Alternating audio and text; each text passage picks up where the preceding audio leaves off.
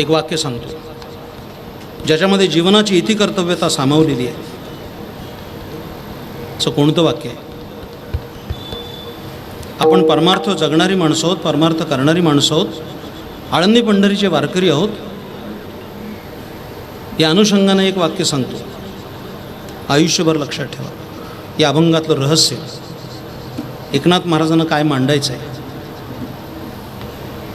आता मी पहिल्या चरणापासून चौथ्या चरणाकडे आलो. आता चौथ्या चरणाकडनं वर जातो. वेगळ्या शैलीने अभंग सांगण्याची परंपरा आहे. ज्ञानेश्वरीतली एक ओवी तिथं मी मांडतोय, इकडे लक्ष द्या. खूप सुंदर आहे ज्ञानेश्वरी. माझी आत्मस्तुती होईल कदाचित, पण आत्मस्तुतीचा दोष पत्करून सांगतो की लॉकडाऊनमध्ये काय करायचं असा अनेकांना प्रश्न होता. मागच्या 23 मार्चला जेव्हा लॉकडाऊन पडलं, पण माझ्या मनानं एक चांगली गोष्ट स्वीकारली की आता कीर्तन बंद झालीत, प्रवास बंद झालेत. हा कीर्तनकारांना अंतर्मुख होण्याचा काळ आहे. त्या मनात आला आणि माझे मित्र इथं आलेत. हरिभक्तीपरायण शशीभाऊ काटे आहेत, दिनेश काटे आहेत, प्रमोद पवार आहेत. ही माझी मित्रमंडळी आहेत. त्यांना मी माझा शुभसंकल्प सांगितला आणि साधनं उपलब्ध झाली आणि सातत्यानं दररोज 5 तास बसून मी 9 महिन्यामध्ये संपूर्ण ज्ञानेश्वरी हस्तलिखित तयार केली. त्याचा आनंद खूप मोठा आहे, मनामध्ये खूप मोठी गोष्ट आहे. हँडमेड पेपरवर ज्ञानेश्वरी लिहिताना जो आनंद होता, त्या ओव्या जशा बोलत होत्या आपल्याशी, ज्ञानेश्वरीचं हृदगत कळत होतं. ज्ञानेश्वरी हा ज्ञानाचा अथांग सागर आहे. जेवढी बुडी द्याल तेवढी रत्न सापडत जाते. ती नित्यनूतन आहे. त्या ज्ञानेश्वरीत एक ओवी गवसली, या अभंगाकरता फार सुंदर आहे. काय अशोक महाराज एक एक शब्द आहे ज्ञानेश्वरी.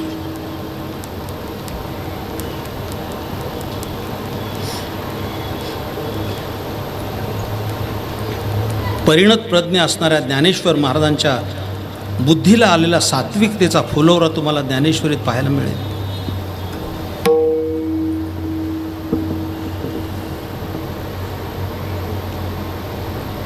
ग्रंथावर बोटं फिरवणं म्हणजे ज्ञानेश्वरीचं आकलन होणं असं होत नाही.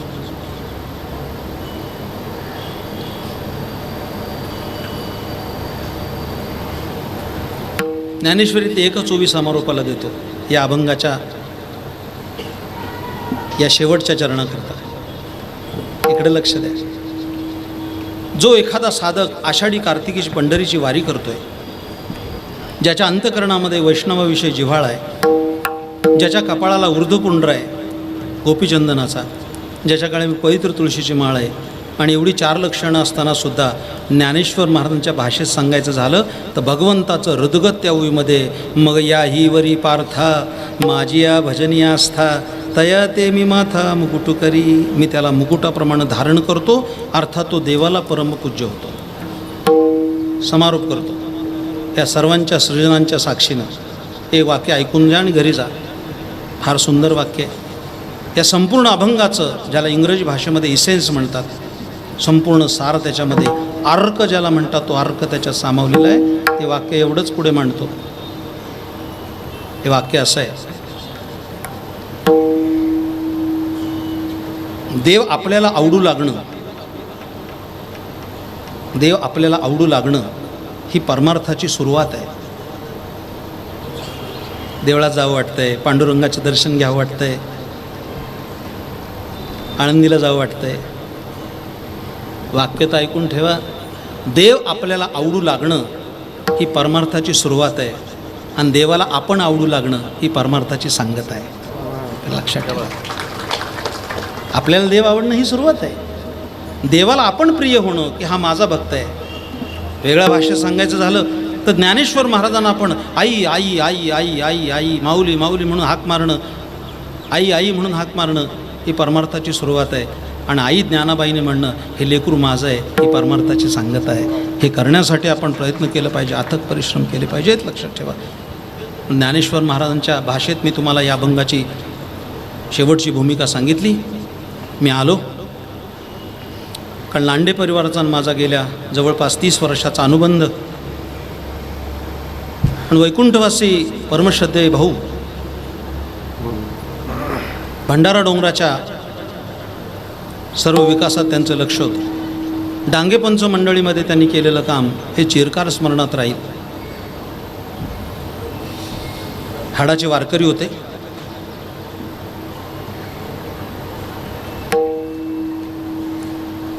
त्यांच्या कारकिर्दीतच आपल्या मुलाचं कर्तृत्व त्यांनी डोळ्यांनी पाहिलं.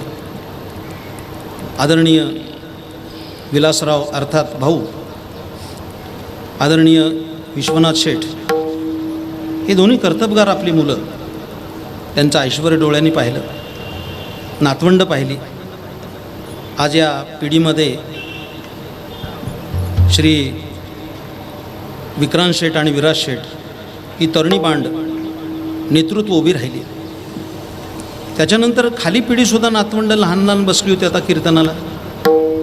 लहानगा सुमित असेल, आर्यन असेल, ही मुलं. मला आज आनंद झाला की मी विठोबा महाराजांना पाहिलं, विलासराव विश्वनाथराव यांना पाहत आलो, विराजला विक्रांतला पाहिलं, या लहान मुलाला पाहिलं. म्हणजे लांडे परिवाराचं मी 4 पिढ्या पाहिल्या आणि 5वी पिढी पाहिल्याशिवाय मी सुद्धा जाणार नाही. लक्षात ठेवा, त्यांच्या पुढच्या पिढीचं सुद्धा त्यांच्यासुद्धा कीर्तन करणार आहे. कारण आपण चांगलं शतायुषी भव आपण कल्पना करतोच आहे ना, वाईट का कल्पना करायची. 5वी पिढीसुद्धा येईल पुढे आणि या भोसरीच्या या विकास कालखंडामध्ये आपलं भर देतील, योगदान देतील. अनेक मान्यवरांची इथं वर्णी आहे. त्यामध्ये भागवताचार्य गणेश महाराज आहेत की जे वारकरी संतांच्या वाङ्मयाचे साक्षेपी तत्वचिंतक आहेत. अनेक मान्यवर इथं आले. सर्वांचा नामनिर्देश मी तर करत बसणार नाही, त्यांना धरूनच मी काही बोललो आहे. शेवटी समारोप करायचा तो एवढाच, सेवा केली की मेवा मिळतो, काहीतरी मागणं असतं. पण मागणे लई नाही, फार मागणं नाही. सगळी माणसं मानसिकदृष्ट्या अत्यंत विकलांग झालीत. या पार्श्वभूमीवर चांगल्या लोकांच्या बुद्धीला पडलेला प्रश्न एवढाच आहे की विज्ञान विकासासाठी वापरायचं का विनाशासाठी वापरायचं, हा मोठा प्रश्न आहे. आम्ही काय मिळवलं या वैश्विक महामारीतून, एक जगापुढे मोठा प्रश्न आहे. कदाचित या महामारीपेक्षा एखादं अणुयुद्ध परवडेल इतकी वाईट परिस्थिती आहे. पण तरी देखील आम्ही भारतभूचे सगळे पाईक आहोत, या भरतखंडाचे नागरिक आहोत. अशी अनेक आक्रमणं आम्ही परतवून लावली. तसं भारतानं सुद्धा कोरोनाच्या पार्श्वभूमीवर खूप चांगलं काम केलं आहे. मी कोणाचा नामनिर्देश करणार नाही, पण भारतीयांची मानसिकताच प्रबळ आहे, लक्षात ठेवा. या 2 वर्षात आमचं खूप नुकसान झालं. आर्थिक झालं, जैविक हानी झाली. आज सगळे लोक आर्थिक संकटात आहेत. ह्या सगळ्या गोष्टी समोर आहेत. पण कोरोनाने काही गोष्टी शिकवल्यासुद्धा. वाईटातून चांगलंच शिकलं पाहिजे. विनोद निर्मिती नाही करत मी, माझा तो पिंड पण नाही. पण किमान कोरोनाने आम्हाला हात धुवायला तर शिकवलं. पूर्वी नुसते हात खंगळतच होती. अहो, काल्याचं कीर्तन झाल्यावर तिथंच सरकून बसायचे. आम्हाला हात धुवायला शिकवलं. माणसं काय काढतील त्याचा नेम नाही. एकाने मला येऊन सांगितलं, बघा महाराज, ते सॅनिटायझर हाताला लावल्यानंतर व्यसनी होता. मला म्हणला, काय महाराज, शेवटी दारूच कामाला आली. अरे पण ते हाताला लावायला सांगितली, प्यायला नाही सांगितली. काही गोष्टी चांगल्या झाल्या, काही गोष्टी वाईट झाल्या. मी या कीर्तनाचं काही दान मागताना पंढररायाजवळ मागणार आहे, पांडुरंगाजवळ मागणार आहे. कारण मागण्याचे आमचे हक्क अबाधित आहेत आणि आम्ही सेवाही केली तेवढी. 2 वर्ष वारी नाही झाली, तशी प्रसन्नता नाही मनाला. प्रत्येक वारकऱ्याच्या अंतःकरणात असणारा विरह हा खूप मोठा आहे, खूप मोठा आहे. आम्ही जरी म्हणत असलो की मानसिक वारी करू, हे आमच्या मनाचं समाधान आहे. पण नाचत जाऊ त्याच्या गावारे खेळिया, ही अनुभूतीला आम्ही मुकलो, हे दुःख आहेच ना. पंढरीच्या वारीचा आनंद काय अलौकिक आहे. आम्ही संयमी आहोत, आम्ही संयमानं सांभाळलं आहे. पण श्रीमद भागवतामध्ये कथा आली आहे 2च मिनिटात सांगणार आहे आणि विराम देणार आहे. भागवतामध्ये वेन नावाचा राजा आला आहे. गणेश महाराज बसले, त्यांना कल्पना आहे. भागवतात वेन नावाचा एक राजा होता, दुराचारी होता, दुरात्मा होता, साधू संतांना छळणारा होता. साधू संतांनी त्याला जाऊन सांगितलं की बाबा यज्ञ मोडले, नको आहे, हे वागणं बरं नाही. पण त्याने ऐकलं नाही. त्या साधू संतांच्या श्वासातून एक हुंकार बाहेर पडला, अशी भागवतात कथा आहे. त्या साधूंच्या मुखातून, ऋषीगणाच्या मुखातून, नाकातून एक हुंकार बाहेर पडला. आणि असा हुंकार पडता क्षणी त्या हुंकाराबरोबर वेन मेला, अशी भागवतात कथा आहे. मी हे का दिली? आम्ही इथे सगळे वैष्णव जमलो आहे, कीर्तनकार, प्रवचनकार, ही गाणारी वाजवणारी सगळी मंडळी एकत्रितरित्या हा जो काही जल्लोष करताय, हे नामस्मरण करतायत. अरे ऋषीच्या नुसत्या हुंकारानं वेन राजा जर मेला तर संपूर्ण महाराष्ट्रात चालणाऱ्या टाळाच्या, पखवाजाच्या आणि हरिनामाच्या हुंकारातून कोरोना नावाचा वेन मरणार आहे, हे कायम लक्षात ठेवलं पाहिजे. तो राहणार नाही.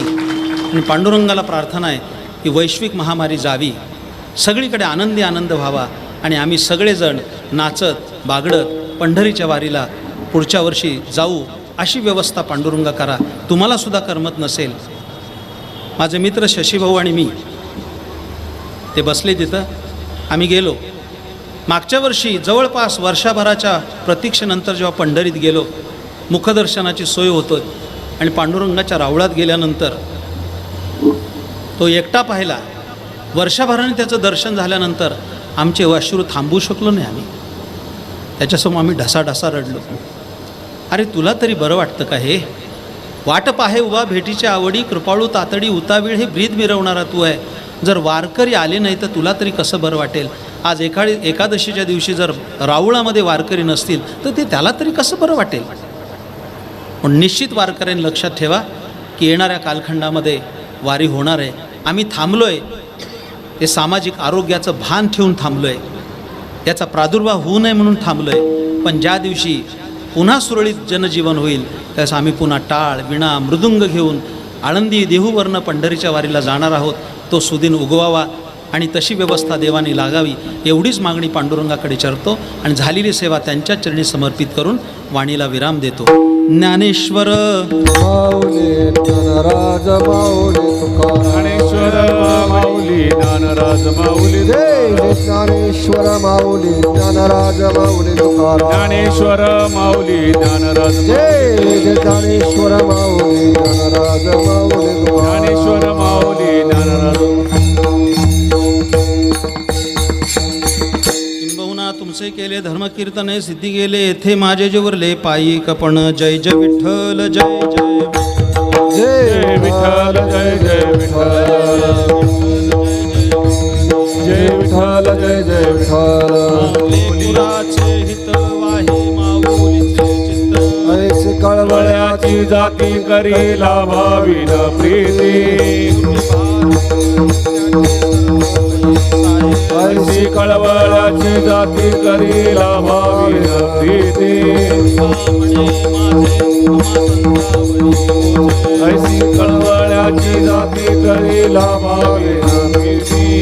देव तुकाराम, ज्ञानदेव तुकाराम, ज्ञानदेव तुकाराम, ज्ञानदेव तुकाराम. तुकाराम तुकाराम तुकाराम तुकाराम तुकाराम.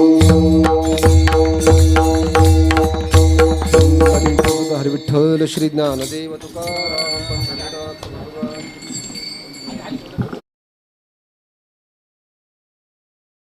विनंती करतो की आपण महाराजांचा सन्मान करावा.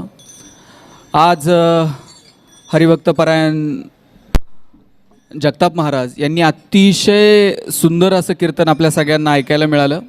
खरं तर या वाटेनं चालणाऱ्या आमच्यासारख्या अनेक नवोदितांना मार्ग दाखवणारं, वेळप्रसंगी डोळ्यात अंजन घालणारं हे कीर्तन झालं. मी प्रतिष्ठानच्या वतीनं आणि लांडे परिवाराच्या वतीनं महाराज आपले मनापासून आभार मानतो.